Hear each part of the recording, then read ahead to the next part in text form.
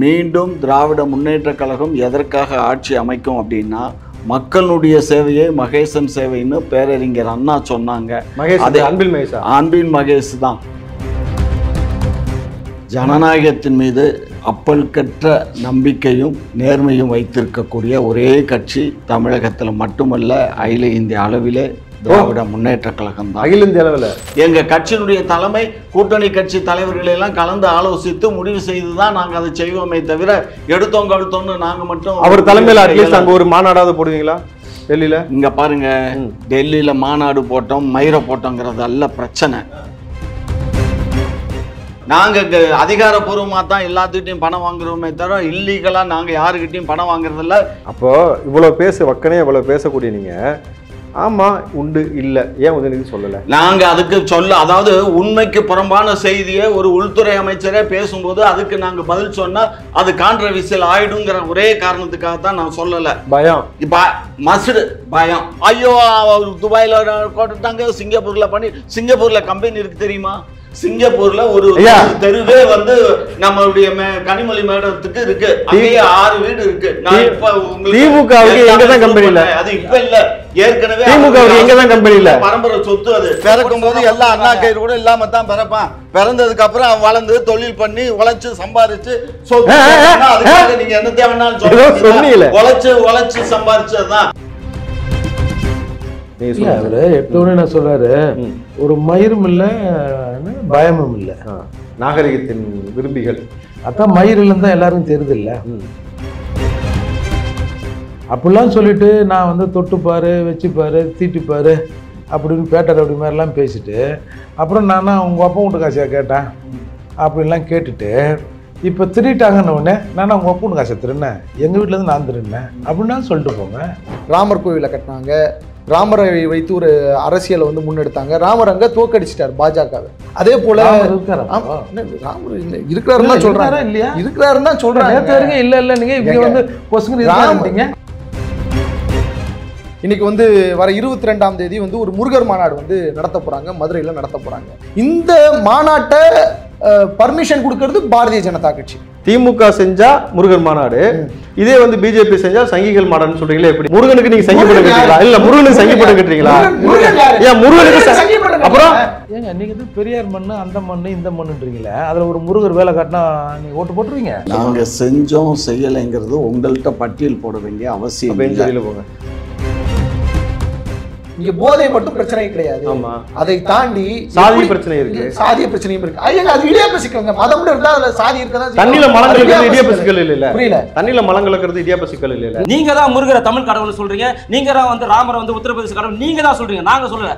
எந்த நீங்க சொல்ற இந்த சங்கிகள் நாங்க சொல்றோம், யாரையுமே நாங்க இந்த கடவுள் சொல்ல. இந்து மதத்தில் பிறந்தவர்களையுமே எல்லா கடவுளுமே நாங்க சமமா தான் பாக்குறோம். ஒரு சிகப்பு கொடி இருக்குங்க, அது வெயிலே வெளுத்து என்ன கலரா மாறுங்க? அப்ப கம்யூனிஸ்ட் திமுக எல்லாமே காலியா மாறுதுன்றீங்களா? ஆமாங்க, இவர்களுடைய நம்பிக்கை ஒற்றை நம்பிக்கை காந்தி தான்.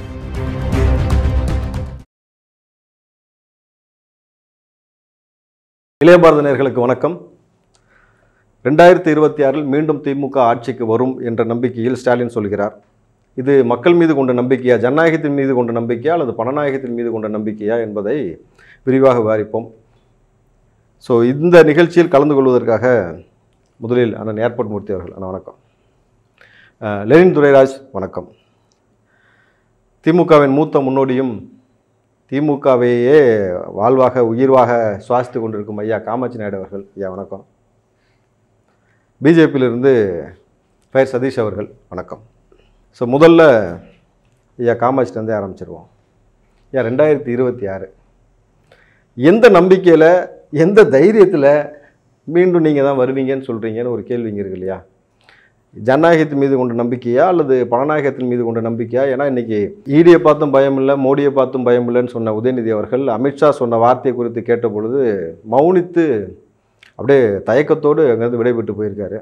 அதுக்கு நிறைய மீம்ஸ்லாம் பார்க்குறீங்க, எடுத்தேம்பார் ஓட்டம் அப்படின்ற மாதிரிலாம் நிறையா அதை வச்சு மீம்ஸாக வந்து போட்டுக்கிட்டு இருக்கிறாங்க.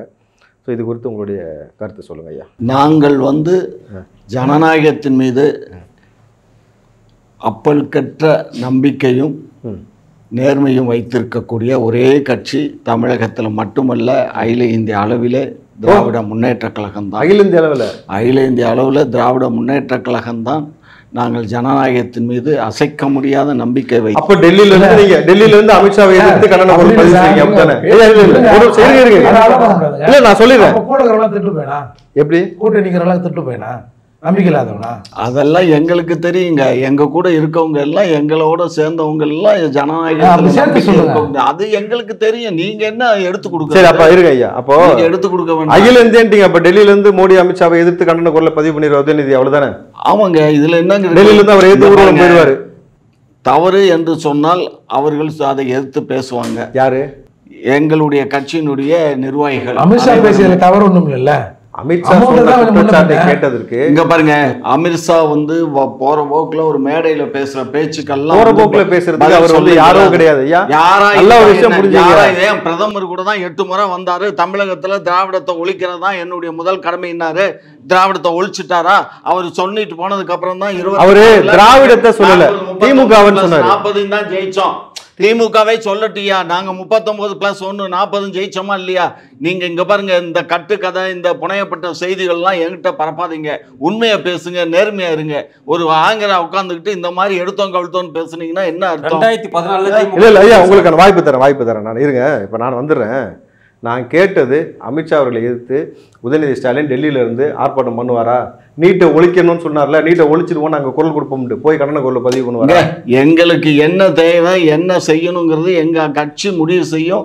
எங்க கட்சி முடிவு செஞ்சு யார் ஆர்ப்பாட்டத்தில் கலந்துக்கணும், கலந்துக்கூடாது, ஆர்ப்பாட்டமே பண்ணணுமா வேண்டாமாங்கிறதெல்லாம் எங்க கட்சியினுடைய தலைமை, கூட்டணி கட்சி தலைவர்களை எல்லாம் கலந்து ஆலோசித்து முடிவு செய்துதான் நாங்கள் அதை செய்வோமே தவிர எடுத்தோம் கழுத்தோம்னு நாங்க மட்டும். அவர் தலைமையில் அட்லீஸ்ட் அங்கே ஒரு மாநாடாவது போடுவீங்களா டெல்லியில? இங்க பாருங்க, டெல்லியில மாநாடு போட்டோம், மயிரை போட்டோங்கிறது அல்ல பிரச்சனை. சரியா? உங்களுடைய கேள்வி என்ன? ஜனநாயகத்துக்கு எதிராக குரல் கொடுப்போமா இல்லையா? ஜனநாயகம் தாங்க எதிராக குரல் கொடுப்பீங்க. ஜனநாயகம் செத்து போனா டெல்லியில அதை எதிர்த்து நாங்க குரல் கொடுப்போம். நான் சொல்ற வார்த்தை. ஆமா, ஏன் கொடுக்கல? இப்ப பத்திரிகையாளர் கேட்ட பொழுது தலைதறிக்க போனாராமே ஓடிட்டு. பத்திரிகையாளர் கேட்கறது ஏன்? அவர் பெரிய மனுஷன், ஒரு உள்துறை செயலாளர் அமைச்சர். அவர் வந்து ஒரு மேடையில் பேசுகிற பேச்சுக்கெல்லாம் நம்ம பதில் சொல்லிட்டு இருந்தோம்னா அது சில்லறத்தனமா ஆகாதா? ஒரு விஷயம் இங்க பாருங்க, எப்பயுமே ஒரு விஷயம் ஒண்ணு பண்ணிக்கோங்க. இங்க பாருங்க, உங்களை நம்ம இதை விட்டு மொபைலை விட்டு அடிச்சிடேன்னு வச்சுக்கோங்க, எரிஞ்சிட்ட நீங்க கீழே விழுந்துட்டீங்க, அதோட தூக்கிட்டு ஆஸ்பத்திரிக்கு போகணுமே தவிர இங்க உட்காந்து ட்ரீட்மெண்ட் பண்ணக்கூடாது. சரி, அது மாதிரி நாங்க வரக்கூடிய 26 தேர்தல் ஏரியில அவருக்கு துண்டா காணான் துணியா காணான்னு இந்த கூட்டணியும் சரி, பிஜேபியும் சரி, அதிமுகவும் சரி, இங்க இருக்கக்கூடிய அனைத்து கட்சிகளும் எங்க கூட்டணி கட்சிகளை தவிர மற்றவங்க எல்லாம் காணா போயிடுவாங்க. அதுக்கப்புறம் நீங்க தான் எங்கன்னு தேடி டிபேட் கூப்பிடணும். சூப்பர். அப்ப நீங்க வந்து ரவுடித்தனம் பண்ணுவீங்க, சண்டியத்தனம் பண்ணுவீங்க, நாங்க பொத்திட்டு ஹாஸ்பிட்டல் போனோம். அப்படிதான் என்னயா நீ பேசுறதா? இப்படி எல்லாம் அசிங்கமா என்ன வார்த்தை சொல்ற? இந்த மாதிரி வார்த்தை எல்லாம் சொல்லும் போது அப்புறம் என்ன உன்னை விட்டு வைக்கணுமா? சிவாஜி கிருஷ்ணமூர்த்தி பேசுனது சரியா? எதை? சரி, எடப்பாடி கொடுத்து சசிகலா கொடுத்து உதயநிதி பேசினது சரியா? சொல்லவா? இங்க பாருங்க, சசிகலாவுக்கும் இவருக்கு எடப்பாடிக்கும் உள்ள உறவை பத்தி எல்லா ஊரறிஞ்ச விஷயம், நாடறிஞ்ச விஷயம். என்ன விஷயம்? அவர் இல்லாத ஒண்ணும் இல்ல. என்ன விஷயம் சொல்லுங்க. ஏன்னா மேடையில தான் அவர் தவழ்ந்து போய் தானே அந்த மாதிரி காலை பிடிச்சாரு. எல்லாம் பயந்து ஐயோன்னு பொருளாளர் பொருளாளராக இருந்த திண்டுக்கல் சீனிவாசன் எந்திரிச்சு நிக்கலையா? என்னங்க கதை அது? இதெல்லாம் இப்ப ஸ்டாலின் வந்து தைரியமா இருக்காரு, உதயநிதி அவர்கள் தைரியமா இருக்காரு. நாங்க தைரியமா தான் இருக்கோம். நாங்க எந்த காலையும் விழ மாட்டோம். ரெண்டாவது உங்களுடைய கருத்தை பண்ணி பண்ணுங்க. 2026 எந்த நம்பிக்கையில் மீண்டும் வந்து இந்த ஆட்சி தொடரும், திராவிட மாடல் ஆட்சின்றதை சொல்றாங்கன்றது பதிவு பண்ணுங்க. அமித்ஷா வந்து தெளிவாக சொல்லிட்டு போனார், இன்னும் கூட மறுப்பு தெரிவிக்கல. டாஸ்மார்க் ஊழலில் கூட இடி என்ன சொன்னாங்கன்னா 1000 கோடி தான் சொன்னாங்க. ஆனால் அமித்ஷா வந்து தெளிவாக 32,775 கோடி ஊழல் இருக்குன்னு தெளிவாக சொல்லிட்டு போனார். இது வரைக்குமே யாரும் மறுப்பு தெரிவிக்கல. உதயநிதியாக இருக்கட்டும், முதலமைச்சராக யாருமே மறுப்பு தெரிவிக்கல. அதுக்கு ஏன் மறுப்பு தெரிவிக்கலன்னு இவங்க சொல்லணும். ஏன்னா ஒருவேளை அந்த பணம் இருக்குமோ, பணநாயகத்தினால வெற்றி பெறக்கூடிய அளவுக்கு இவங்களை இந்த பணத்தை வச்சு கூட செய்யறதுக்குன்னா இது வரைக்கும் இவங்க மறுப்பு தெரிவிக்கலையே. ஆமாம், அவர் சொன்னது பொய்ன்னு அன்றைக்கி உதயநிதியை கேட்கும் போது கூட உதயநிதி சொல்லியிருக்கலாமே. எப்போ பார்த்தா எந்த ஷா வந்தாலும் ஒன்றும் பண்ண முடியாதுன்னு சொன்னார். அன்றைக்கி மட்டும் பயந்து ஓடினார். பயந்து போனாருங்கிறது தவறு. நாங்கள் என்ன 16,73,000 கோடி கொள்ளையடிச்சாங்களே, அதை பற்றி நாங்கள் பேசணுமே. இதுவரை யார் பதில் சொல்லியிருக்கா? யார் பதில் சொன்னா? போன பட்ஜெட்லயே பண்ணி நான் எழுதி வாங்கி வச்சிருக்கேன், பேப்பர் வச்சிருக்கேன். எத்தனை லட்சம் கோடி வந்து தள்ளுபடி பண்ணதாக கணக்கு காட்டி, அதுவும் அந்த நபர்கள்ட்ட இருந்து எவ்வளவு இவங்க லஞ்சமா வாங்கி அதை கட்சியினுடைய நன்கொடையாவை வச்சுக்கிட்டாங்கிற அளவுக்கு நான் வச்சு வச்சிருக்கேன்.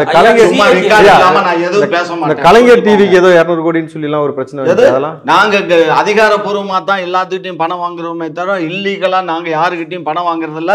யாருக்கும் நாங்க வந்து வஜா பண்றது இல்ல. அப்ப ஒரு 50,000 கோடி 60,000 கோடி. அப்போ இவ்வளவு வக்கனே இவ்வளவு பேசக்கூடிய நீங்க ஆமா உண்டு இல்ல ஏன் உதயநிதி சொல்லல? நாங்க அதுக்கு அதாவது உண்மைக்கு புறம்பான செய்தியை ஒரு உள்துறை அமைச்சரே பேசும்போது அதுக்கு நாங்க பதில் சொன்னா அது கான்ட்ரவர்சியல் ஆயிடுங்கிற ஒரே காரணத்துக்காக தான் நான் சொல்லல. பயம் இப்ப மசுடு பயம் எதுக்கு? என்னத்துக்கே பயம்? மடியில கணம் இருந்தா தாய வழியில பயம். எங்களுக்கு மடியில கணம் இல்ல, வழியில பயம் இல்ல.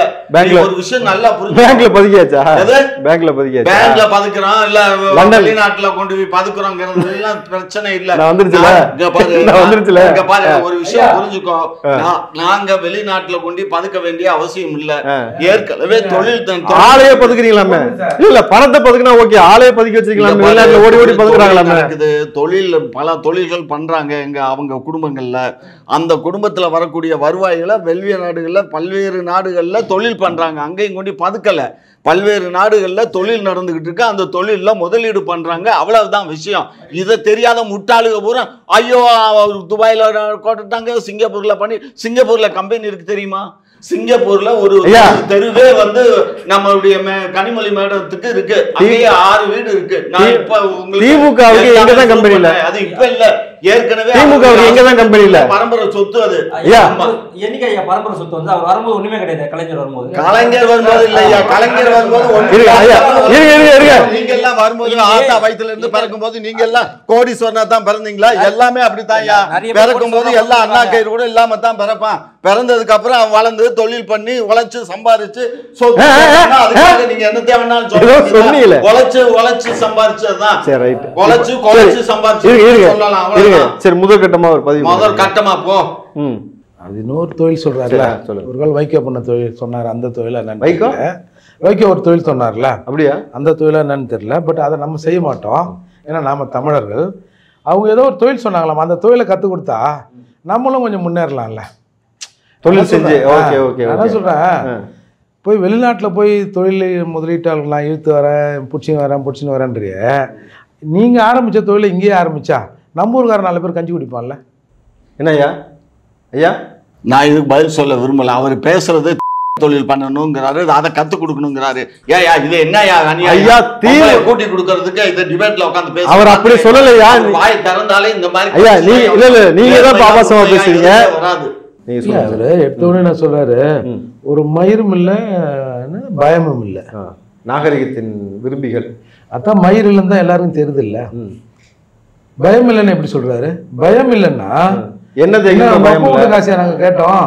ஒப்ப வீட்டு காசியா கேட்கலையா? என்ன தேய்க்கணுன்ற பயம் இல்லை அவருக்கு. அப்படிலாம் சொல்லிட்டு நான் வந்து தொட்டுப்பாரு, வச்சுப்பாரு, தீட்டுப்பாரு அப்படின்னு பேட்டர் அப்படி மாதிரிலாம் பேசிட்டு அப்புறம் நானா உங்க அப்பா வீட்டு காசியா கேட்டேன் அப்படின்லாம் கேட்டுட்டு இப்போ திருட்டாங்கன்னு உடனே நானா உங்க அப்பா வீட்டு காசியா திருன்னேன், எங்க வீட்டுல இருந்து நான் திருன்னேன் அப்படின்னா சொல்லிட்டு போங்க. அதை கூட சொல்ல மாட்டீங்க. அவ்வளவு பயம் இருக்குல்ல உங்களுக்கு.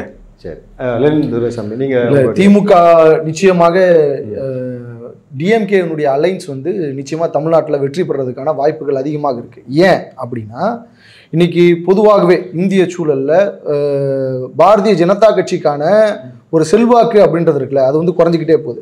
நீங்கள் பாருங்கள், எங்கெல்லாம் பாரதிய ஜனதா கட்சி மதவாத அரசியலை முன்னெடுக்குதோ அங்கெல்லாம் அவங்க தோல்வி அடைஞ்சிடுறாங்க. நீங்கள் உதாரணத்துக்கு உத்தரப்பிரதேச பார்க்கலாம். ராமர் கோவிலை கட்டினாங்க, ராமரை வைத்து ஒரு அரசியலை வந்து முன்னெடுத்தாங்க. ராமர் அங்கே தோக்கடிச்சிட்டார் பாஜகவை.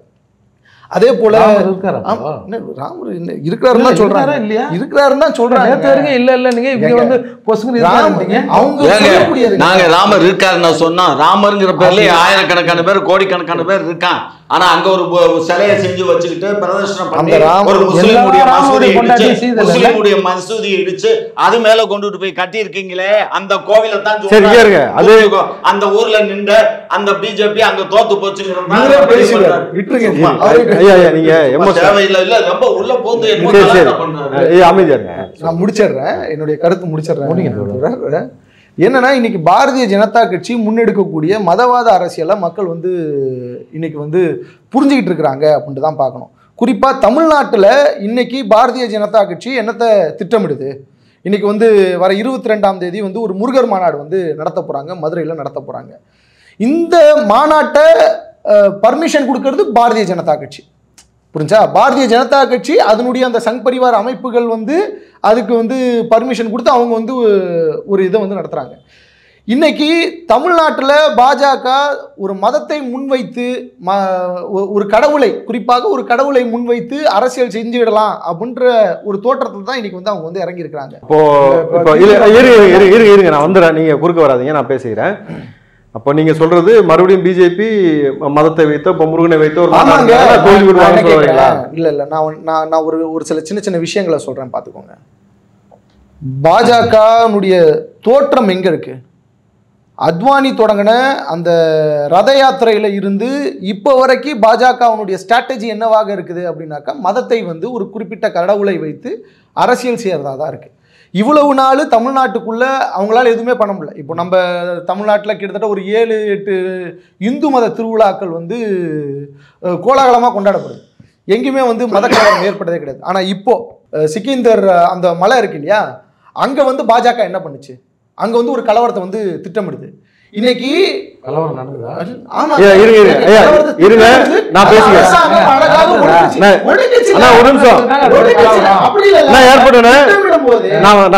இப்போ நீங்க இல்ல, நான் அதுல ஒரு கேள்வி இருக்கு எனக்கு. இப்ப முருகர் மாநாடு செய்வதன் மூலமாக பிஜேபி தோல்வி அடையும் சொல்ல வரீங்களா? தோல்வி அடையும் இல்ல, அதன் மூலமாக இங்க ஏதோ ஒரு சர்ச்சையை வந்து உருவாக்க போறாங்க. அப்ப திமுக முருகர் மாநாடு நடந்துச்சு, அப்ப இல்லங்க அது வேற, அது அரசு நடத்துறதுங்க. அரசு நடத்தலாமா? அரசு நடத்தலாமேங்க, அரசு மனசார்ந்த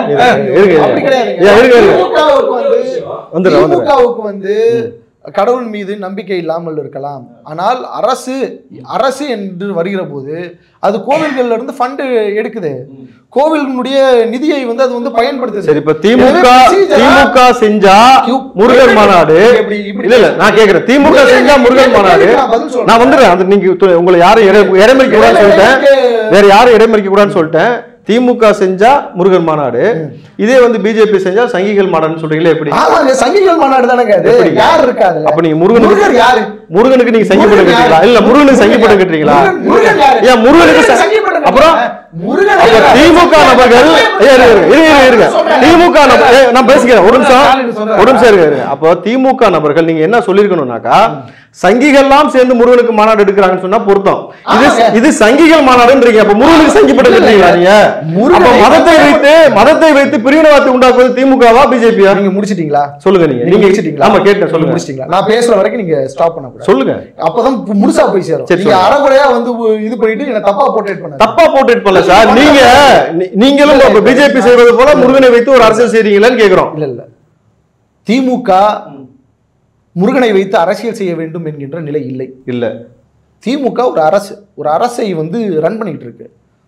அது முருகனுக்கு செய்ய வேண்டிய, அந்த கோவிலுக்கு செய்ய வேண்டிய, அந்தந்த கோவில்களுக்கு செய்ய வேண்டிய விஷயங்களை அந்த நிதியிலிருந்து அவர்கள் வந்து செய்யறாங்க. அதுதான் அறநிலையத்துறை இத்தனை ஆண்டு காலமாக செய்யலையே, கலைஞர்கள் எல்லாமே செய்யலையே, இப்ப செய்யுது இல்லைங்க, இப்பதான் செய்யுதுல, இப்பதானே வராங்க. கடந்த 10 வருஷத்துல அம்மையார் ஜெயலலிதா தானே இருந்தாங்க. ஒரு அரசு அப்படின்னு இருக்குன்னா அது எல்லா மதத்திற்கும் நாட்டில் இருக்கக்கூடிய எல்லா மக்களுக்கும் ஈக்குவலா நடந்துக்கிறது தாங்க. இது திமுக நடந்துக்கிறீங்களா? ஈக்குவலா நடந்துக்கிறதா? நான் வெயிட், லெட் மீ ஃபினிஷ். ஏன் நீங்க டிபேட்டர் கிடையாது, நீங்க வந்து நெறியாளர் தான் இந்த கேள்வி கேக்குறேன் சார். நெறியாளர் தான் இந்த கேள்வி கேக்குறேன் நான். அதாவது திமுக எல்லாருக்கும் என்ன பேச விட்டுட்டு அதுல உங்களுக்கு கன்க்ளூஷன் வரும்போது நீங்க இல்ல திமுக எல்லாத்துக்கும் சரிசமமா இருக்கான்னு கேட்டுக்கிட்டேன். இருக்குது அப்படின்னு நான் நம்புறேன். அப்படிதான் என்னுடைய பார்வையும் இருக்குது, அப்படிதான் போயிட்டு இருக்குது. இன்னைக்கு நீங்க பாருங்க, ஏன் முருகன் மாநாட்டை கொண்டு போய் உத்தரப்பிரதேசிலேயோ குஜராத்லயோ வேற ஏதாச்சும் இவர்கள் ஆளக்கூடிய மாநிலத்திலேயோ ஏன் கொண்டாட மாட்டாங்க? அதை கேட்க நீங்க ஏன் கொண்டாட மாட்டாங்க? நீங்க அப்படி இல்ல, கேட்கலாங்க, நான் கேட்கலாங்க, நான் கேட்கலாங்க, பிஜேபிக்குள்ள இருந்து அதை கேளுங்க. அப்படிலாம் இல்லைங்க, கேட்கலாம், யார் வேணாலும் கேட்கலாங்க. எல்லாருக்குமே கேள்வி கேட்கறதுக்கான உரிமை. தமிழ்நாடு பிஜேபியில் இருக்கிறவங்க தமிழ்நாட்டுக்காரனா ஊபிக்காரனா? அப்படிலாம் இல்லைங்க. இங்க பாருங்க, நான் அடுத்தது பாயிண்ட்டுக்கு வரேன். ஏன் அங்க நடத்தல? ஏன்னா அங்க முருகனை வைத்து அரசியல் செய்ய முடியாது. அங்க யாரை வச்சு அரசியல் செய்ய முடியும்? வெஸ்ட் பெங்கால்ல துர்காதேவியை வைத்து அரசியல் செய்ய முடியும். உத்தரப்பிரதேஷ்ல ராமரை வைத்து அரசியல் செய்ய முடியும். குஜராத்ல ராமரை வைத்து அரசியல் செய்ய முடியும். மும்பைல விநாயகரை வைத்து அரசியல் செய்ய முடியும். எங்கெங்கெல்லாம் அவர்களுக்கு அரசியல் செய்யணுமோ அங்க அரசியல் செய்வாங்க. இன்னைக்கு தமிழ்நாட்டில் ஏன் கேரளால ஐயப்பனை வைத்து அரசியல் செய்ய முடியும், இங்கே முருகனை வைத்து தான் அரசியல் செய்ய முடியும். ஏன்னா முருகன் வந்து தமிழ் கடவுள். ஏன்னா is a god for tribals, மலைவாழ் இனத்தினுடைய கடவுளாக போற்றப்படக்கூடிய ஒரு நபர் இல்லையா? அவங்களை இவங்க ஏத்துக்கிறாங்களா? அங்க இருக்கக்கூடிய மலைவாழ் மக்களை ஏத்துக்கிறாங்களா? மலைவாழ் மக்களை ஒருபோதும் பாரதிய ஜனதா கட்சி ஏத்துக்கிறது கிடையாது.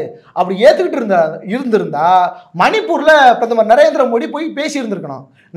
மணிப்பூர்ல என்ன பிரச்சனை? எல் முருகன் யாரு?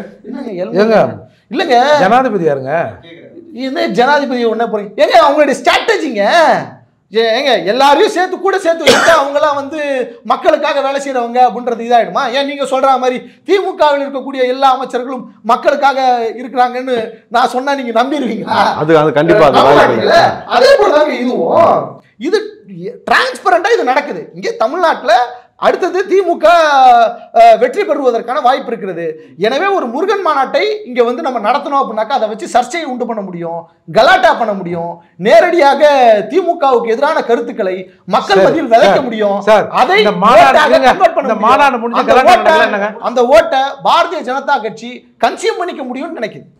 நீங்க சொல்லுங்க. ஏங்க நீங்க தான் பெரியார் மண்ணு அந்த மண்ணு இந்த மண்ணுன்றீங்களே, அதுல ஒரு முருகர் வேலை காட்டினா நீங்க ஓட்டு போட்டுருவீங்க. எங்க அவ்வளவு வீக்கா வருகிறீங்க? என்ன தெரியுமாங்க கேட்கிறேன், அதனாலதான் இன்னைக்கு வரைக்கும் தமிழ்நாடு தப்பித்து கொண்டே இருக்கிறது. நிச்சயமாக அந்த முருகன் வேலை எடுத்து 4 குத்து குத்துவாரு பாஜகவுக்கு. மீண்டும் 2024 நம்ம தான் ஒரு ஸ்டாலின் மிக உறுதியாக சொல்றாருல, எதன் அடிப்படையில் சொல்கிறார்? அப்படி என்ன தமிழ்நாட்டு மண்ணுக்கு நீங்கள் செய்திருக்கிறீர்கள் இந்த 4 வருஷம்? நாங்கள் செஞ்சோம் செய்யலைங்கிறது உங்கள்கிட்ட பட்டியல் போட வேண்டிய அவசியம் இல்லை. போங்க.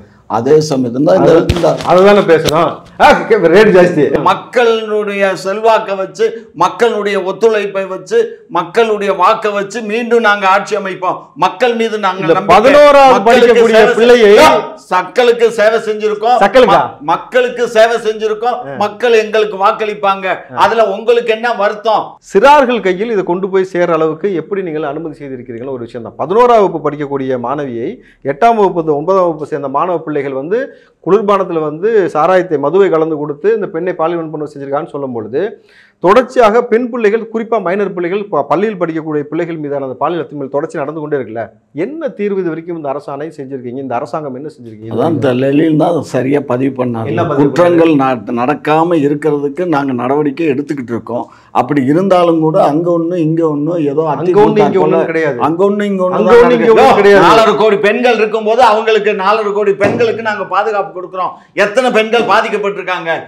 என்னமோ பேசிட்டு இருக்க, உனக்கு தான் தெரியும் பேசுறியா? உங்களுக்கு கோமல இங்க பாரு, இல்ல இல்ல 4 வருஷமா கோமல இருந்தீங்கன்னு கேக்குறேன். கர்ப்பிணி பெண்ணு வந்து 4 வருஷமா கோமல இருந்தீங்கன்னா 10 பையல சிறையில அடிச்சு அதுல வந்து விடுதலை பண்ண அரசு இந்த அரசு. எந்த அரசு? பிஜேபி அரசு. ட்ரெயின்ல அதே மாதிரி ட்ரெயின்ல அரசு ஒரு சும்மா இல்லையா? திரும்ப அதுக்கப்புறம் நீதி சொல்லுங்க. அப்ப சொல்லுங்க, எங்களுக்கு துப்பு இல்ல, ஜெயில போட்டுச்சு அந்த அரசை பத்தி பேசுறதுக்கு இப்படி 2 பேர் வந்து உட்கார்ந்துட்டு இருக்கீங்க. நீங்க அதை கேட்காம என்னமா பேசுற? அப்ப எங்களுக்கு ஆட்சி செய்வதற்கு சரியான திராணி இல்ல.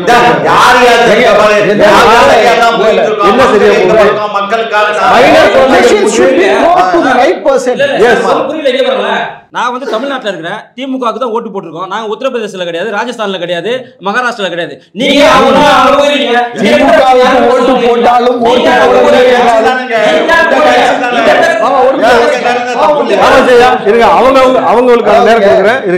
நீங்க ஓட்டு போட்டாலும் ஓட்டு போடலனாலும் இந்த அரசாங்கம் ஓட்டு போட்டவனுக்கு நல்லதுதான் பண்ணிட்டு இருக்கு, ஓட்டு போடாதவங்களுக்கும் நல்லது பண்ணிட்டு தான். நல்லது பண்ணத பொதுமக்கள் தான் சொல்லணும். வெயிட் நீங்க சொல்றீங்க போதைப் பொருட்கள் சிறார்கள் கிட்ட போகுது, அமைதி காக்குறேன்.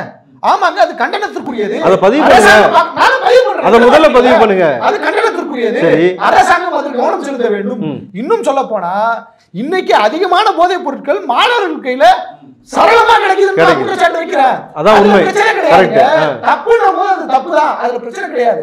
அதை நாங்க வெளிப்படையா நான் வந்து ஒரு அரசியல் விமர்சகரா அது வந்து பகிரங்கமா சொல்றது தப்பு. அப்ப நான் என்ன சொல்றேன்னா, அதே நேரத்துல திமுக முழுக்க முழுக்க தப்பு, பாஜக உத்தமர்கள் என்று பேசுற போது அதை வேடிக்கை பார்த்து இல்ல அது நீங்க அவருக்கு மோசமானவர்கள், அவர்கள் ஆபத்தானவர்கள், அதுல இருந்து தப்பிக்கிறதுக்கு தான் முதல்வர் வந்து முயற்சி செஞ்சுட்டு இருக்கிறாரு. அதை குட்டையை கிளப்பி விடுறதுக்கு பாரதிய ஜனதா கட்சியும் பாரதிய ஜனதா கட்சியில் இருக்கக்கூடிய அடிவரடிகளும் இந்த தொடர்ந்து தமிழ்நாட்டுக்குள்ள ஏதேனும் ஒரு சிக்கலை, சட்ட ஒழுங்கு பிரச்சனையை உண்டு செய்து அதன் மூலம் அரசியல் ஆதாயம் பெற வேண்டும் என்று நினைக்கிறாங்க. நான் குற்றச்சாட்டு வைக்கிறேன். இங்க போதை மட்டும் பிரச்சனை கிடையாது, அதை தாண்டி சாதி பிரச்சனை இருக்கு, சாதிய பிரச்சனையும் இருக்கு. அது இடியாப்ப சிக்கல். மதம் இருந்தா அதுல சாதி இருக்கதான். தண்ணில மலம் கலக்கிறது இடியாப்ப சிக்கல் இல்ல. புரியல. தண்ணில மலம் கலக்கிறது இடியாப்ப சிக்கல் இல்லங்க. அது இடியாப்ப எங்க என்ன நீங்க நான் ஒரு விஷயத்தை முடிச்சிடுறேன், அதுக்கப்புறம் வாங்க. அதுக்கான விசாரணை நடந்துட்டு இருக்குது. அதோட கூட்டணியில் இருக்கக்கூடிய அரசியல் கட்சிகள் தீவிரமாக அவர்களை எதிர்த்து கண்டன குரல்கள் எழுப்பிக்கிட்டு செய்யலையே சார். செஞ்சுதான் இல்ல. ஏன்னா which is the basic. முதல்ல எது பேசிக்கா நமக்கு என்ன வேணும்? ஒரு மிகப்பெரிய திருடன் உள்ள வந்துடக்கூடாது. உள்ள வந்தா குடும்பம் அழிஞ்சு போகும். எப்படி குஜராத்ல மத கலவரத்தை தூண்டும் போது அங்க விஹெச்பி ஆட்கள் உள்ள போயிட்டு அங்க இருக்க இஸ்லாமியர்களையும் அங்க இருக்கக்கூடிய மக்களையும் வேட்டையாடினாங்களோ, அதே போல தமிழ்நாட்டுக்குள்ள வந்து வேட்டையாடக்கூடாது, மக்களை பாதுகாக்கணும், இதுவும் முக்கியமானது என்று கூட்டணி கட்சிகள் ஒன்று சேர்ந்து கொண்டு இன்னைக்கு வந்து ஒரு அரணாக நின்றுகிட்டு இருக்கிறாங்க. அதையே இதை நீங்க வந்து போட்டு குழப்பிக்காதீங்க. சொல்லுங்க, என்ன இன்னும் எவ்வளவு நாளைக்கு சார் இந்த ஒற்றை வார்த்தையை வச்சு ஏமாத்துவீங்க? எது ஒற்றை வார்த்தை? நாங்க விட்டா பிஜேபி வந்துடும், பிஜேபி வந்துடும், பிஜேபி வந்துடும். வேற என்னங்க வரும்? வேற என்ன வரும்? வேற என்ன இல்ல நீங்க சொல்லும் போது தான் கர்மம் அது வந்து தொலைட்டுமே நினைக்கிறேன். கர்மம் வார்த்தை பாருங்க, கர்மம் கர்மம் வந்து தொலைட்டு. கர்மத்தை வந்து தொலைட்டு. பிஜேபி வந்து ரொம்ப நல்ல கட்சி, அது இங்க வரணும்னா யாரும்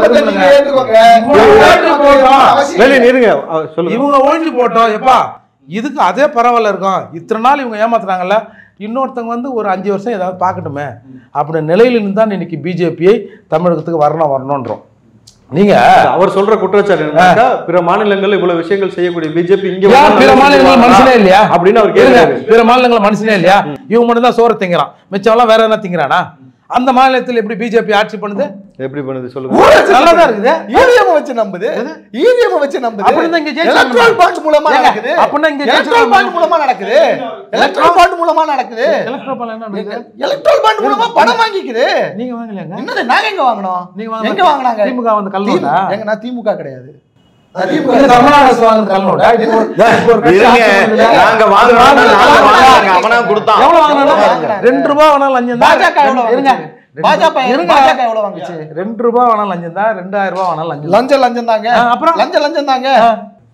நல்ல கட்சின்னு சொல்லுங்க. அது ஒண்ணும் பிரச்சனை இல்லை. ஆட்சிக்கு வராதுன்னு சொல்ல சொல்லுங்க. திமுக ஏன் ஆட்சிக்கு வராதுன்னு சொல்ல சொல்லுங்க. ஏன் பாஜக ஆட்சிக்கு வர்றதுக்கான சூழல் பேசும்போது தயவுசெய்து நீ குறுக்கிடாதீங்க, நான் பேசிக்கிறேன். நீங்க எதை தெரியுமா நம்புறீங்க? இப்போ வந்து ஏன் பொங்கலுக்கு காசு தரலன்னு கேட்டாங்க.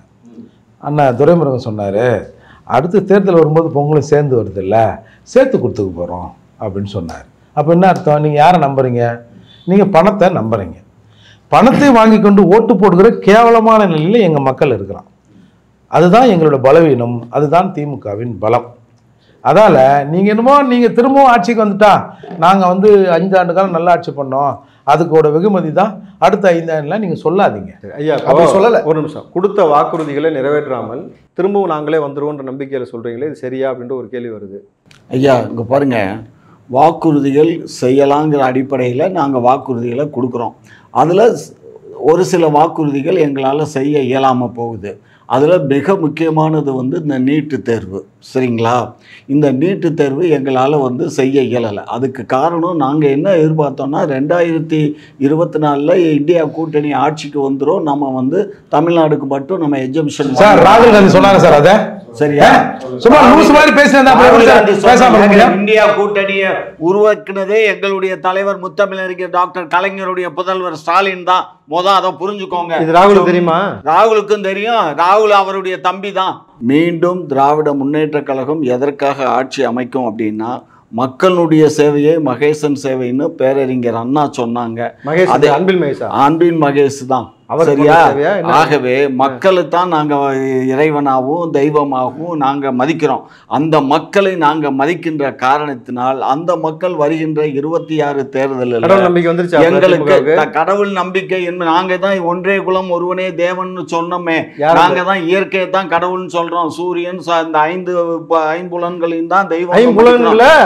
தெய்வம் அதான் ஒண்ணும் இல்ல. இப்ப நீ காத்தடிக்குது, சூரியன் வருது, நீளம், இதெல்லாம் 5 விதமான இயற்கை தான் நாங்க கடவுளா வணங்குறோம். அப்ப ஏன் கோயிலுக்கு போறேன்னு கேட்டா அதை கேட்காதீங்க. என்ன கோயில் குளமா போய் அலையறீங்க? இங்க பாருங்க, ஏன் காவடி தூக்குறீங்க? ஏன் பால் குடம் சுமக்குறீங்க? மக்கள் எங்க பக்கம் இருக்காங்க. மக்கள் எங்களுக்கு வாக்களிப்பாங்க. படம் பாத்தீங்களா? 24 மக்களின் பக்கம் படம் பாத்தீங்களா? மக்கள் 24ல வாக்களிச்சாங்க, 26ல அளிப்பாங்க, 21ல அளிச்சாங்க. அவங்களுக்கு நாங்க நேர்மையான ஆட்சியை நாங்க எங்களால் இயன்ற அளவு எந்த கோப்பனாலும் நாங்க தர்ற ஆட்சியை இனிமே எவனும் தமிழகத்துல தர முடியாது.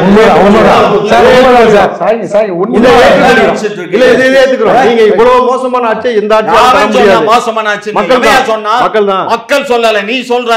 மக்கள் சொல்ல, நீங்களும் நானும் சொல்றேன், மக்கள் சொல்றாங்க, 3 பேரும் சொல்றீங்க. இது அல்ல. மக்கள் இங்க தமிழகத்துல 8 கோடி மக்கள் இருக்காங்க. வாக்காளர்கள் கிட்டத்தட்ட 6 கோடி சில்லற மக்கள் இருக்காங்க.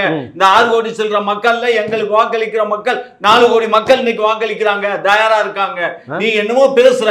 அப்ப கூட்டணி இல்லாம நின்னு ஜெயிச்சிருக்கீங்க. கூட்டணி இங்க பாரு, கூட்டணியை பத்தி பேசுறதுக்கு உங்களுக்கு என்ன? நாங்க வந்து கூட்டணி எங்க குடும்பம், கம்யூனிஸ்ட் அரசியலியா? கூட்டணி குடும்பம். நாங்க விடுதலை சிறுத்தைகளா? வாரிசு அரசியல் இல்ல நீங்க. வாரிசு அரசியல் இல்ல நீங்க. பாரு, வாரிசாவது கத்திரிக்காயாவது நாங்க எல்லாம் ஒரு குடும்பம், அவ்வளவுதான். கமலஹாசன் பாரு, ஸ்டாலின் இல்லைனாலும் உதயநிதி இல்லைனாலும் ஏயோபியோ டிஎம்கேக்கு ஆட்சிக்கு வந்தாலும் நாங்க அவங்களுக்கு வேலை பார்ப்போம். அது ஸ்டாலின் இருந்தா தான் வேலை பார்ப்போம், உதயநிதி இருந்தா தான் வேலை பார்ப்போம்னு சொல்ல திமுக என்ற ஒரு கட்சி இருக்கும் வரை அதுக்கு நாங்க வேலை செய்வோம். இந்த கூட்டணியை நாங்க தொடர்வோம். திராவிடத்தை பண்ணுவோம். அவ்வளவுதான் கிடையாது. நான் முடிச்சுக்கவா? சரி சொல்லுங்க. நான் பேசிக்கிறேன். அப்படிலாம் இவர் சொல்ற மாதிரிலாம் கிடையாது. முரட்டுத்தனமாக குருட்டுத்தனமாக கிணத்துல கொண்டு போய் தொபகுடுன்னு விடுறதுக்கு. ஐயா, குருட்டுத்தனமா இருக்கீங்களா? கேளுங்க. இங்க பாரு, நாங்க அது வந்து பொது மூட்டை தானே, எங்களுக்கு எக்ஸ்ட்ரா லக்கேஜ் தானே. அது அப்படிதான் பேசும். அதை பத்தி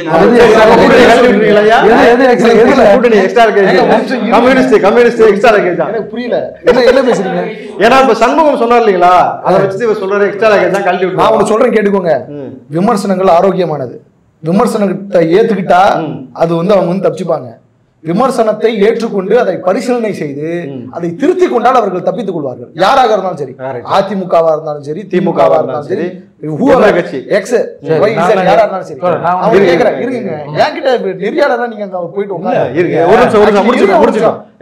இன்னைக்கு திமுக அரசாங்கம் தப்பே பண்ணலன்னு நான் சொல்லல. சிபிஎம் மாநில செயலாளர் PS வந்து ஒன்று சொல்லியிருக்கிறார். சென்னை நகரத்துக்குள்ள ஆத்தோரங்களில் இருக்கக்கூடிய மக்களை திட்டமிட்டு இந்த அரசாங்கம் அப்புறப்படுத்துது.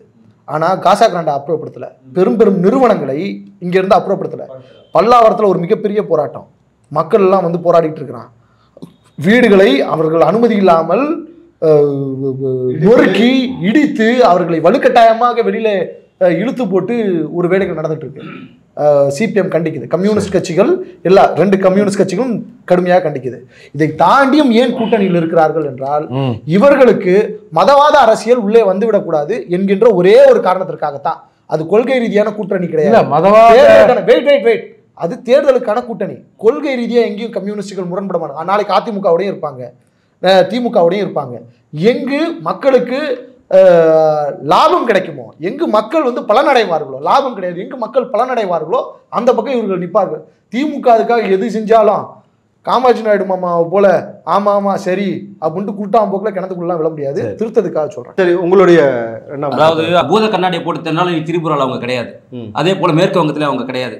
நிறைய இடத்துல பார்த்தா நீ கம்யூனிஸ்டே இல்லை. அவங்க இருக்கக்கூடிய ஒரே ஒரு ஸ்டேட்னு பார்த்தீங்கன்னா கேரளா தான். இதுதான் இவங்களுடைய இன்றைய வளர்ச்சி.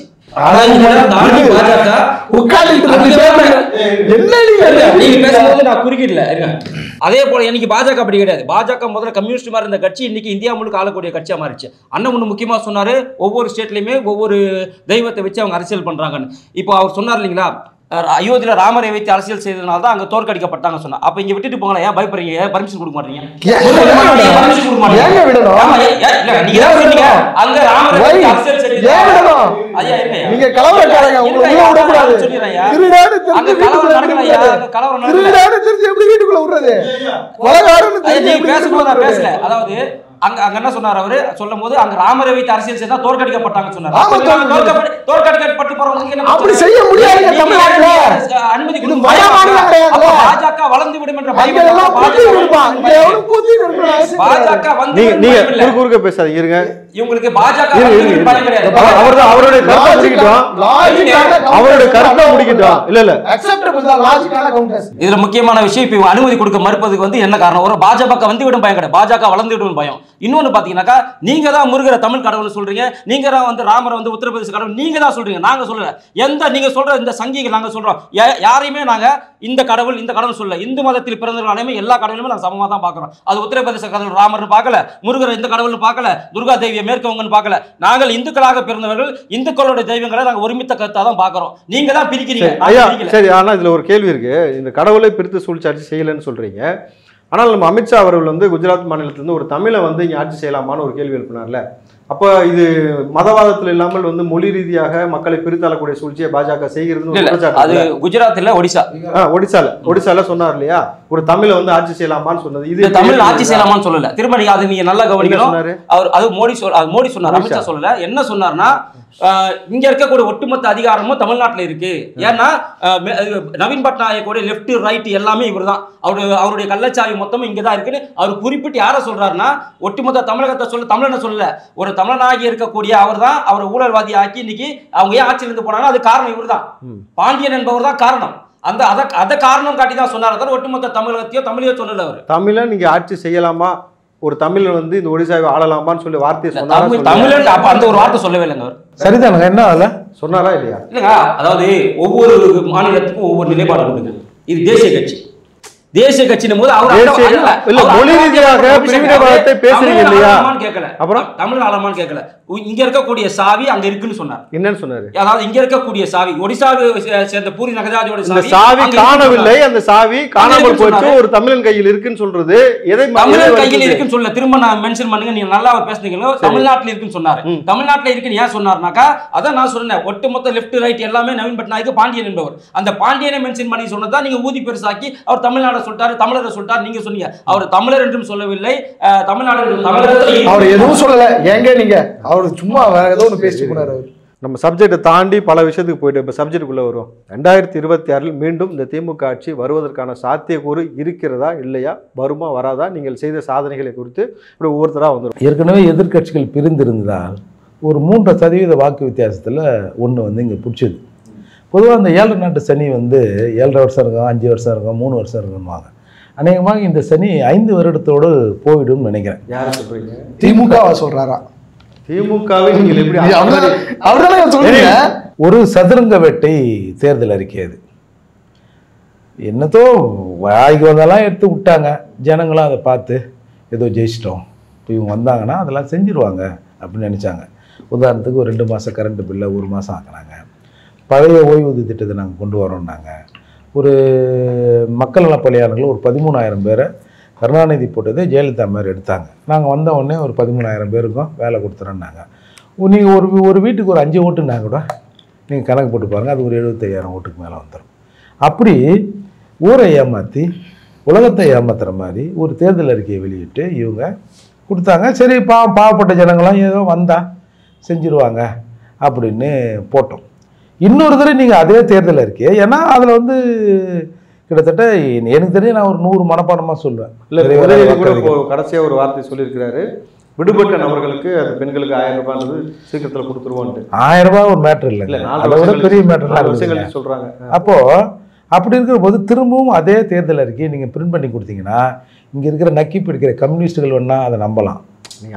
கம்யூனிஸ்டுகள் இருங்க, நீங்கள் ஏங்க என் கருத்துங்க அது. சரி சொல்லுங்கள். ஆமா ஆமா நக்கி பிடிக்கிற நீங்கள் நீங்கள் சொல்லுங்க. I was very militant. நாகரிகமாக பேசணும். பேசுற மாதிரி பேசிட்டு இருந்தா மாமா கிட்ட சண்டைக்கு போலாம். என்கிட்ட வரலாமா? இப்படி 56 எதிர்கட்சியாக இருந்தவங்க இப்போ ஏந்திர கட்சியாக நிற்கிறான். 1 குடிப்பியா சாமி, 2 குடிப்பியா, 2 குடி. அவர்தான் சண்முகம் தெளிவா சொல்றாரு. அவர்கள் நான் சொல்லலங்க, நான் பொதுவா சொல்லல, நான் சண்முகத்தையே சொல்றேனே. அவர் சொல்றாரு கூட்டணியோடைய பலம் இல்லாமல் திமுக வெற்றி பெற முடியாதுன்றாரு. ரொம்ப தெளிவா எங்களுடைய சப்போர்ட் இல்லாம நீங்க ஜெயிக்க முடியாதுன்னு அவர் சொல்றாரு. இல்ல அவர் வார்த்தையில நான் பெருசா எடுத்துக்கணும்னு வச்சுங்களேன். நான் ஜென்ரலா சொல்றேன். கட்சி அலுவலகத்தை கார்பரேட் கம்பெனிக்கு வாடகை கொடுத்தவங்க எல்லாம் நாங்க கம்யூனிஸ்ட்னு சொன்னா நீங்க வேணா நம்பலாம், நாங்க நம்ப முடியும். கேளுங்க, ஏன் வாடகை கொடுறீங்கன்னு கேளுங்க. சிகப்பு வெளுத்த என்ன தெரியுமா ஆகும்? காவியா மாறும். ஒரு சிகப்பு கொடி இருக்குங்க, அது வெயிலே வெளுத்து வெளுத்து வெளுத்து என்ன கலரா மாறுங்க? அப்ப கம்யூனிஸ்ட் திமுக எல்லாமே காவியா மாறுதுன்றீங்களா? ஆமாங்க. இவர்களுடைய நம்பிக்கை ஒற்றை நம்பிக்கை காந்தி தான், நோட்டு தான். இன்னமும் தமிழர்கள், தமிழ்நாட்டில் இருக்கிற வாக்காளர்கள் இந்த நோட்டை வாங்கின்னு ஓட்டை போட்டுருவான்னு இவங்க நினைக்கிறாங்க. அதில் ஒரு மாற்றம் இங்கே தமிழகத்தில் ஏற்பட்டு விட்டதுன்னு தான் நானும் நினைக்கிறேன். என்ன பேசினாலும் கூட்டணி வலுவாக இருக்கிறது. சார், என்றைக்காவது இந்த கூட்டணியின் தலைமை திமுக எங்கள் கூட்டணி வலுவாக இருக்குன்னு சொல்லி இதை பார்த்தீங்களா? ஏன் இதுங்க கத்துதுங்க, நாங்கள் வலுவாக தான் இருக்கிறோம், எங்களை பிரிக்க முடியாது. ஏன் என்ன பிரிக்க முடியாது? இல்ல, குரங்கு குட்டியை விட்டு ஆழம் பார்க்கணும் ஒரு பழமொழி தெரியுமா? சரி, வந்து திமுக அவர்களை சொல்ல வைக்குதுன்றீங்க, கரெக்டுங்களா? நான் அதுக்குள்ள நான் வரல சார். திமுக சொல்லல, இதுங்க ஏன் கத்துது? எஜமானர் மேலே எங்கேயோ இருக்கிறார். நான் அந்த காம்பவுண்ட் சுவரை தொட்டவுடன் கத்துக்குது. ஏன்? திமுகவிற்கும் எஜமானர் பிஜேபின்னு ஒரு குற்றச்சாட்டு சொல்றாங்களே, அது என்ன சொல்றீங்க? அது அவங்க திமுக காரங்கிட்ட கேளுங்க, ஒரு காமாட்சி கிட்ட கேளுங்க. நீங்க அவர் சொன்ன இதுக்கு வார்த்தைகள் ரொம்ப கடினமா இருக்கு. நான் எப்படி ஆகலாமா? இல்லை, இப்படி வந்து பேசுறது ரொம்ப வஸ்டானதுன்னு நான் நினைக்கிறேன். ஒரு கேள்வி, அந்த கேள்விக்கான ஒரு முறையான ஒரு விடையை ஆதாரங்களோடு ஒப்பிட்டு பேசலாம். இப்படி பேசுறது ரொம்ப நான் ரொம்ப கண்டிக்கிறேன். ஒரு மாநிலத்தில் இருக்கக்கூடிய ஒரு அரசியல் கட்சி தன்னுடைய மக்களை பாதுகாக்க வேண்டும் அப்படின்னு அதிமுகவை கூட சேர்த்துக்கோங்க. மாநிலங்களில் இருக்கக்கூடிய அந்த அரசியல் கட்சி தன்னுடைய அரசியல் நிலைப்பாட்டில் தெளிவாக இருக்கிறது. அது கொடுத்த வாக்குறுதிகளில் ஒரு சிலது செய்யறதா, ஒரு சிலதா மாற்றுக்கிறது கிடையாது. ஆனா அதே விஷயங்களை ஒரு சிலதுன்னும் போது ஒரு சார்பு தெரியுதா? அதை கிரிட்டிசைஸ் எப்படி நடுநிலையாளர்னு சொல்றீங்க? அதை கிரிட்டிசைஸ் பண்ணி அதை செய்ய வைக்கிறதுக்கான முயற்சிகளை கூட்டணியில் இருக்கக்கூடிய நபர்கள் செய்து கொண்டிருக்கிறார்கள். அவங்க விமர்சிக்கிறாங்க. சொல்லுங்க, நீங்க என்ன கேட்டு நடந்து ஒண்ணு சொல்லுங்க. அரசாங்கம் தவறு செய்கிற போது கூட்டணியில் இருக்கக்கூடிய சார் அதெல்லாம் கேட்கல சார். நாங்க ஆமா சார் ஒண்ணு சொல்லுங்க சார். ஆமா சாமி, 519 வாக்குறுதி ஆமா சாமி பேசல. எப்படி இவர்கள், நீங்க கேட்ட கேள்வியில் இவர்கள் எப்படி ஆட்சி அதிகாரத்தை பிடிக்க நினைக்கிறார்கள், அதற்கு திமுக வந்து எப்படியான எதிர்வினையை ஆற்றுகிறது, மக்கள் எப்படி எதிர்வினை ஆற்றுறாங்கன்றதை நான் சொல்லிட்டேன். புரிஞ்சா? நான் இப்போ மீண்டும் உங்களுக்கு இதை தெளிவுபடுத்துறேன். இங்க சார் நான் கேட்ட கேள்வி இவர் சொல்ற மாதிரி நூற்றுக்கணக்கான நபர்களை வைத்துக்கொண்டு கொக்கரித்து கொண்டு இல்லை, அவர்களுக்கு படக்கூடிய நியாயத்தை அவர்கள் பேசுகிறார்கள். எனக்கு என்ன எது நியாயம் என்று படுகிறதோ அதை நான் பேசுகிறேன். இந்த ஏவலாளிகள் இந்த குலைக்கிறாங்க, வைக்கிறாங்க, இதுங்க அதுங்க அப்படின்ட்டு பேசுகிற அளவுக்கெல்லாம் இங்கே எந்த அரசியல் கட்சியும் கேவலமாக ஆகிவிடலை. இங்கே பல தியாகங்களை செய்து ஒவ்வொரு அரசியல் கட்சியும் பல தியாகங்கள் செய்திருக்காங்க. கரெக்ட், இது நான் ஒத்துக்கிறேன். அதை ரெஸ்பெக்ட் பண்ணணும். கண்டிப்பா. இல்ல இது இடத்துல இல்ல இத நான் ஒத்துக்கிறேன். சரி இந்த கட்சிகளுக்கு மரியாதை தர விதமா தமிழ்நாட்டுல 2 நிமிஷம் தமிழ்நாட்டுல இந்தியா முழுவதும் பொது விநியோக முறை இருக்குது. இல்ல இல்ல நீங்க சொல்றதுக்கு நான் ஒரு பதில் சொல்லிட்டு போயிடுவோம். நம்ம ரெண்டு பேரும் பேசுவோம். தெரியும். இருங்க, நீங்க சொல்றீங்க எல்லா கூட்டணி கட்சிகளுக்கும் உரிய மரியாதை கொடுக்கணும்னு. ஆனால் என்னை எதிர்க்கக்கூடிய எவனா இருந்தாலும் இங்கதான் வந்து நிக்கணும்னு ஸ்டாலின் சொல்வது சரியான வார்த்தையா? அந்த கடவுள் கூட கேட்டா தான் கொடுப்பாரு. திராவிட கடவுள் கேட்காமே கொடுப்பாரு. சொன்னது யாரு? அதுல உங்களுக்கு எங்க பட்டுச்சு? எங்க பட்டுச்சு? திமுகவை காப்பாற்றுவதற்கு எத்தனை பேரும் நாங்க உயிர் இப்பயும் சொல்றேன். இங்க கேளுங்க, நீங்க ஒண்ணு கேட்டதுக்கு கேக்குறேன். ஒண்ணு கேட்டோம், கேளுங்க. ஒண்ணு கேளுங்க. கடந்த முறை அண்ணா திராவிட முன்னேற்ற கழகத்தை விடவும் இந்த முறை திமுக நல்லதா செயல்படுது. அப்படியா? ஆமா, ஒன்றிய அரசாங்கத்திடம் டிபேட் வந்து அதிமுக நல்லதா திமுக நல்லதா பேச்சா? எனக்கு புரியல. இது எப்படி நீங்க செஞ்சதை செய்யுங்கன்னா அவங்க மோசமா செஞ்சாங்க, அதோட நான் பரவாயில்ல அதை வந்து முடிக்கணும் அப்படின்னாக்கா இப்படிதான் முடிக்க முடியும். வேற எப்படி முடிக்க முடியும்? நீங்க திமுக செய்த நல்லதை பத்தி சொல்றீங்க இல்லையா? அப்படித்தானே? இந்த ஆட்சி திமுக நல்லது இல்ல, திமுக செய்யக்கூடிய நல்லது பத்தி தானே சொல்ல வரீங்க நீங்க? எங்க நான் கம்பேரிசன் பண்றேங்க. கம்பேரிசன் வேணாம் சார். நீங்க இந்த ஆட்சி சொல்றீங்க, இந்த ஆட்சி மீண்டும் வருவதற்கு இந்த ஆட்சி செய்ததை பற்றி சொல்லுங்க. இந்த ஆட்சி மீண்டும் வருவதற்கு இந்த ஆட்சி செய்த சாதனை பற்றி சொல்லுங்க. சாதனை சொல்லுங்க. இதுதானே எனக்கு இருக்கு சார். சொல்லுங்க, உங்களுக்கு என்ன பதில் வேண்டுமோ அதை நான் சொல்ல முடியாது. சொல்ல தேவையில்லை, சொல்ல தேவையில்லை. நீங்க சரி இருங்க சார், ஒரு நிமிஷம். தமிழ்ல கொஸ்டின் பேப்பர் கொடுத்துக்கிறேன், நீ பாட்டு இங்கிலீஷ்ல எழுதினே இருக்கிற. 2026 திமுக ஆட்சியை பிடிக்க போகும் அந்த நம்பிக்கை இருக்குல்ல, எந்த இடத்துல இருந்து சொல்றாங்கன்றத நான் சொல்றேன். நம்பிக்கையா குருட்டு நம்பிக்கையான்றத சொல்லுங்க. குருட்டு நம்பிக்கை கிடையாது, அது தீர்க்கமான நம்பிக்கை. எப்படி அப்படின்னாக்கா, தன்னோடு இருக்கக்கூடிய கூட்டணி கட்சிகள் வலுவாக இருக்கிறாங்க. இன்னைக்கு பாஜகவுக்கும் அதிமுகவுக்கும் டிவிகே போன்ற நபர்கள் தேவைப்படுகிறாங்க. திமுக இருக்கக்கூடிய கூட்டணியே இவங்க இப்போ கேப்சர் பண்ணிக்கிட்டா தான் இவங்களுக்கான ப்ராஃபிட் கிடைக்கும். கடந்த முறை தேர்தலில் 2021 தேர்தலில் என்ன நடந்துச்சு அப்படின்னா, ஏற்கனவே எடப்பாடி பழனிசாமிக்கும் அதாவது அதிமுகவுக்கும் திமுகவுக்கும் பெரிய கம்பாரிசன்லாம் கிடையாது, ஓட் டிஃப்ரென்ஷியேட்லாம் கிடையாது. இதுவே அதிமுக இந்த மக்கள் நல கூட்டணியை அவங்க வயப்படுத்தியிருந்தாங்க அப்படின்னாக்கா, அவங்களுடைய டிமாண்ட்ஸை ஏற்றுக்கிட்டு அவங்க வயப்படுத்தியிருந்தாங்கன்னா அன்னைக்கு அதிமுக ஆட்சி அதிகாரத்தில் இருந்து திமுக இருந்து சார். மக்கள் நல கூட்டணியை கலைஞர் அவர்கள் சொல்லித்தான் நாங்கள் ஆரம்பித்தோம் அப்படின்னு வந்த கூட்டணி எப்படி சார் ஜெயலலிதா கூட போய் நிற்கும்? என்ன சார் லாஜிக் இது? மக்கள் நல கூட்டணி எப்படி வந்துச்சுன்னு தெரியும்ல, மக்கள் நல கூட்டணி அப்படி வரல. திமுகவே திருமாவளவன் ஸ்டேட்மெண்ட் கொடுத்தாரா இல்லையா? நான் கலைஞரிடம் கேட்டு விட்டு தான் மக்கள் நல கூட்டணி ஆரம்பித்தேன்னு சொன்னாரா இல்லையாங்க? ஏங்க அப்படி சொல்லலங்க, அங்க இருந்து விடைபெறுகிறேன் என்று கலைஞரிடம் விடைபெறுகிறேன் என்று சொல்லிட்டு வராருங்க. இல்ல போயிட்டு வாங்குறாரு கலைஞர். சரி, இது நம்ம இன்னொரு இதுல பேசிக்கலாம்.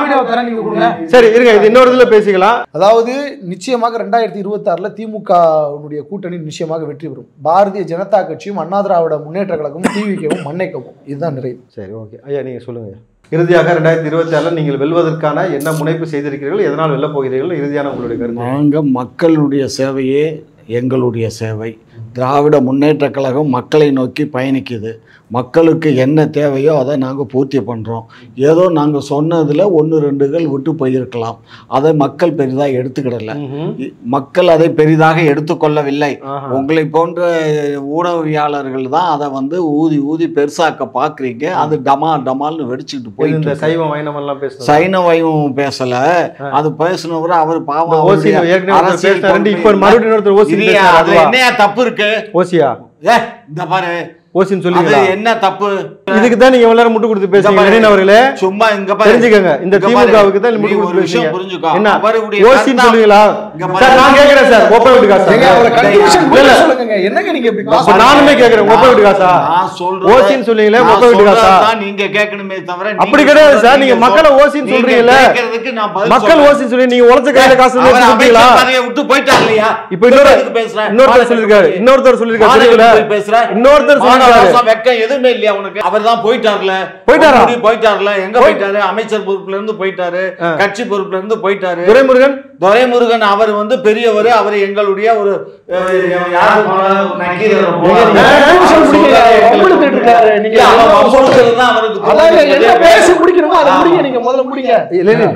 அவரை பேச மீண்டும் நாங்கள் ஆட்சிக்கு வர்றதுல உங்களுக்கு ஏதாவது வருத்தம் இருக்கா? மக்கள் எல்லாத்துக்கும் வருத்தம் இருக்கு. மக்கள் எல்லாத்துக்கும் வருத்தம் இருக்கு. நீங்க வந்துடவே கூடாது, நீங்க வந்துடவே கூடாதுன்னு திங்கக்கூடிய பிராணிகளுக்கு தான் எங்க பேர்ல நம்பிக்கை இல்ல. மனிதர்களுக்கு எங்கள் மீது நம்பிக்கை இருக்கு. மனிதர்கள் எங்களுக்கு வாக்களிப்பாங்க. மீண்டும் 26 தேர்தலில் நாங்க வெற்றி பெறுவோம். எங்க கூட்டணி வெற்றி பெறும். இதுதான் எங்களுடைய ஆட்சி அமையும். இதுல மாற்று கருத்து இல்ல. நான் அன்றைக்கு சொன்னது இன்றைக்கு நாளைக்கு இதேதான் எங்களுடைய ஆட்சி அமையும். நீங்க இறுதியான உங்க கருத்தை பதிவு செய்யுங்க. அதாவது 1960 இருந்தே நீங்க பாத்தீங்கன்னாக்கா திமுக என்ற கட்சி அவங்களையும் நம்பினது கிடையாது, மக்களையும் நம்பினது கிடையாது. அவங்க 2 விஷயம் தான் நம்புவாங்க, ஒன்னு கூட்டணி, இன்னொன்னு பணம். இது 2 விஷயத்தை மட்டும் தான் அவங்க நம்புவாங்க. அது எல்லா தேர்தலையுமே அவங்க நிரூபிச்சிருக்காங்க. இந்த தேர்தலில் அவங்க அப்படிதான் பண்ண போறாங்க, அதுல மாற்று கருத்து இல்லை. அதை தான் அமித்ஷா அவர்கள் அவங்க செலவு பண்ண போற தொகையை மொத்தமா சொல்லிட்டாரு. இவங்க இவ்வளவு கொள்ளடிச்சு வச்சிருக்காங்க, இந்த பணத்தின் மூலமா தான் அவங்க ஜெயிக்க போறாங்கிறது நமக்கு தெரிய வருது. அது இல்லாம கூடிய சீக்கிரம் பல நபர்கள் கைது செய்வதற்கான வாய்ப்பு இருக்கு. நிறைய இருக்கு. இந்த 32,000 கோடி யார்கிட்ட இருக்கோ எல்லாரும் இன்னைக்கு எல்லாம் ஓடி போலிஞ்சிட்டு இருக்காங்கல்ல. யாரு இருக்கா நீ? ஐயா எல்லாம் ஓடி போலிஞ்சிட்டு இருக்காங்க இல்லையா? இதெல்லாம் வந்து நீங்க தேவையில்லாம திமுகல தான் இணைவி துணைவி மனைவி இதெல்லாம் அது எங்க இஷ்டம். நாங்க சட்டபூர்வமா 3 பொண்டாட்டி இல்லையா 30 பொண்டாட்டி கூட வச்சுக்கோங்க. அது எங்க இஷ்டம். ஆண்மை இருக்கு, எங்களால திறமை இருக்கு. அதனாலதான் நாடு இப்படி குட்டி சேவரா போகுது. பாலியல் பலாத்காரம். நீங்க ஆட்சியில செய்த சாதனை இது வரைக்கும் கடைசி வரைக்கும் சொல்லவே மாட்டேங்கிறீங்க. என்ன அதாங்க நான் 4-5 வச்சு திரும்ப நான் தான் சொல்லிட்டுமே. இது வந்து அண்ணாமலை தான் அந்த சாரு. அதுல உங்களுக்கு சந்தேகமா இருந்தா அண்ணாமலைகிட்ட போய் கேட்டுக்கோங்க. 2026 பொறுத்த வரைக்கும் இது வந்துட்டு மோடிக்கான தேர்தல் தான். இது கண்டிப்பாக ஸ்டாலினுக்கான தேர்தல் கிடையாது. இது மக்கள் வந்துட்டு மிகப்பெரிய ஒரு கொந்தளிப்புல இருக்கிறாங்க. இந்த நாடாளுமன்ற எலெக்ஷனா சட்டமன்ற எதுவாக இருந்தாலும் சரி, இனி வரப்போற எந்த தேர்தலாக இருந்தாலும் மோடிக்கான எலெக்ஷனா தான் தமிழகத்தில் இருக்குமே தவிர அது ஸ்டாலினுக்கான எலெக்ஷனா இருக்காது. ஏன்னா இன்னைக்கு வந்துட்டு மற்ற ஸ்டேட்ல எந்த அளவுக்கு வளர்ச்சி இருக்கு, இங்க வந்துட்டு 9.7% வளர்ச்சின்னு சொல்லிட்டு 9 லட்சம் கோடி கடன் வாங்கி வச்சிருக்காங்க. கடன் வாங்கி வச்சு ஒரு வளர்ச்சியை காட்ட வேண்டியது தமிழகத்தோட. கடன் வந்த உடனே நான் சொல்லணும் 173 லட்சம் கோடி கடன் இருக்கு. அதை இல்லைன்னு மறுக்க முடியுமா? நிறைவா முடிக்க யாருக்கா பேசுறீங்க? சொல்றது கரெக்ட் தான். நான் என்ன சொல்றேன், 1947 இருந்து 2021 வரைக்குமே வெறும் 50 கோடி 50 லட்சம் கோடி வாங்கி டெல்லியில கடன் வாங்குனது 50 லட்சம் கோடி. நிகழ்ச்சி 120 லட்சம் கோடி வாங்குனது பிஜேபி அரசு. 11 ஆண்டு காலில் 123 லட்சம் கோடி கடன். என்னால அதிகாரப்பூர்வமான செய்தி இது. நான் ஒன்றும் ஒளிவு மறைவா பேசல. அதே மாதிரி 6,75,000 கோடியை வந்து கொள்ளையடிச்சது இதே பாரதிய ஜனதா கட்சி. இது எல்லாமே இருக்கு இருக்குல்ல. ஒரே நிமிஷம் சும்மா இரு. 2 ஆடிட்டர்களுக்கும் ரொம்ப நன்றி. இந்த நிகழ்ச்சியில் பங்கேற்றுக் கொண்டு உங்களுடைய கருத்துக்களை பகிர்ந்ததுக்கு நன்றி சார்.